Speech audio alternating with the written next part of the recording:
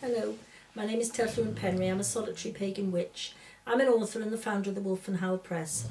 And today I'd like to chat to you a little bit, above all the noise of the dog snoring. Today I'd like to chat to you a little bit about, it's not just about the ethics of witchcraft, but it's about what witchcraft might entail. And it sounds more complicated than it is, so I'll just get on with it. Firstly, we have to remember that modern witchcraft is not necessarily what our ancestors practiced. In fact, it's very unlikely. And modern witchcraft has become a rather uneasy combination of Christianity, whether we like it or not, it has, because so much paganism went into Christianity that it's going the other way as well, that we're pulling things out from it. So you get people saying, oh, well, you must forgive. And you're like, why? Oh, well, you've got to forgive. Now, you may want to forgive. You may start off like I do by forgiving yourself.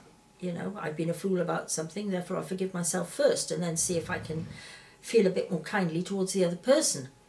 So you get this kind of thing. But then there is also the other thing that goes into the cauldron is this ceremonial magic stuff where people become obsessed with correspondences, magical correspondences, moon phases, this and that. It's fine if that's what you want to do, but you don't have to. Yeah, at its basic, at its most simple, witchcraft is something that not only that we do, but it's something that happens to us. I'm trying to explain to you what I mean. Something I always try to do when I talk to people is to sort of stress that you need to practice very simple exercises. Now, it's a little bit like the Kabbalah. If you don't know what the Kabbalah is, it's like a series of pathways, if you like, between different situations, different states of being. Now, they're quite complex and it takes a lot of study to really get a grip on them. Some people do, and it's marvellous. Some people don't. It's not a part of witchcraft, but it's an interesting part of the occult, if you like. What witches need to do is something similar but on a smaller scale. We don't need to really apply ourselves to every single state of mind, state of being that we could possibly meet. There are several that we'll meet time and again. And what we need to do mentally is to open up a pathway between them, so that you can get from, say, problems about family, problems about work, situations about health, situations about, place, where we live, where we work, what we do. All these different things, and there's only a handful of them for most people. But what we're trying to do is to open up these pathways between them so that the mind becomes more streamlined, if you like. Instead of having to go through every file in the filing cabinet, you are able to go through files that are neatly sort of, I can't think of the word today, I'm really slow.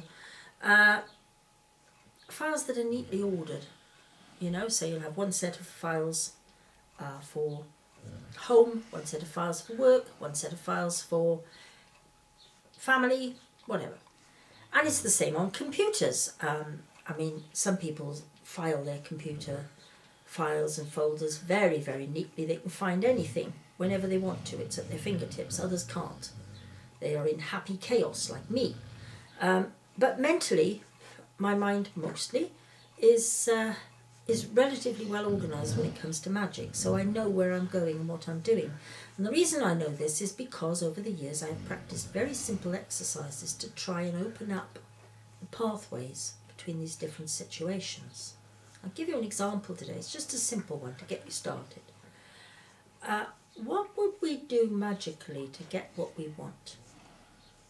Now, I'm assuming that what we want is something we feel is justified, even if other people might not. So we're ready to perform a spell, we're thinking about it, we're planning it. But how far would we go? What would we do? Would we abandon our moral code? Would we go after it anyway? Would we say, yes, I really want it, but I can't do the spell for it because? Or what?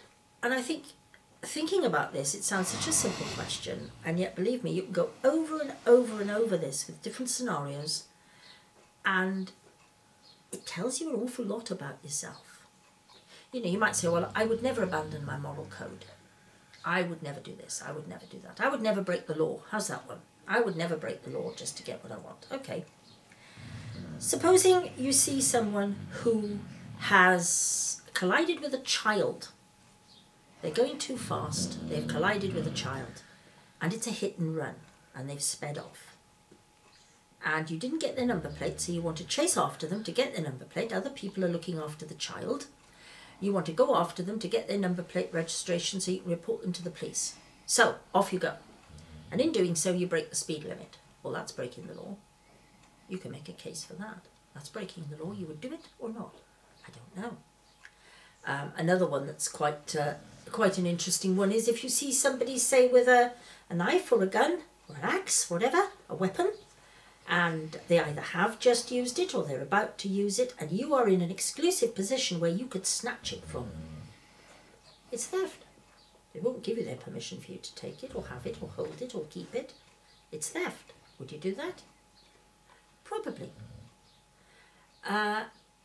But then you get to a situation where, well, what if he comes in with a knife and you think he might use it but he hasn't yet? Should you take it then? What if he comes in with a knife and you've no idea why he's got a knife? He's a chef. He might have a reason to use it. But then again, you know he's got an argument with Fred Bloggs down the road and you think maybe he's finally snapped and he's going after him. But you're still in a position to take it, so would you? You know, you can work your way through these things, and I do. I mean, I do. My mind is a jumble of these things some days when I'm really working at it. Trying to understand and assess exactly what I'm mentally and magically capable of. Sometimes the mirror it shows us is not very pleasant. I've got to warn you about that. Sometimes it isn't pleasant at all. But it is essential that we do this kind of work. And I've suggested this particular scenario because it's an easy one for most people will understand what I'm getting at here. And it does tell you an awful lot about yourself. And you do keep on and on and on. Oh, dearie me. Daisy. Daisy. No. Daisy, go back to sleep. I think all is quiet now. Oh, somebody said yes over there. Right. So I think these are things we need to think about. It's not just about, witchcraft is never just about, this is the spell I want to do, I've got it in my spell book or my book of shadows or magical journal or whatever it is, a bought spell book, one you've done before. It is never about just going, getting a candle, getting some incense, saying a few words that rhyme, and that's my spell, it's over and done with, so mote it be. It is not about that. There's far more to it. And if you really try and expand your mind, you're putting all these little pathways in place. The mind becomes much more streamlined. You understand exactly what you will do and how you will do things too. It becomes more agile, like a gymnast training. That was a big sigh, Homer. So I think we'll leave it at that. And thank you ever so much for listening. Goodbye.